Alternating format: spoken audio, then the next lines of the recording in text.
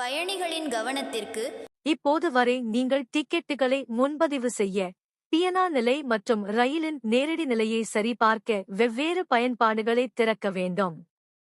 ஆனால் விரைவில் நீங்கள் இதிலிருந்து விடுதலை பெறுவீர்கள். உண்மையில் ரயில்வே ஒரு சூப்பர் செயலியை உருவாக்கி வருகிறது.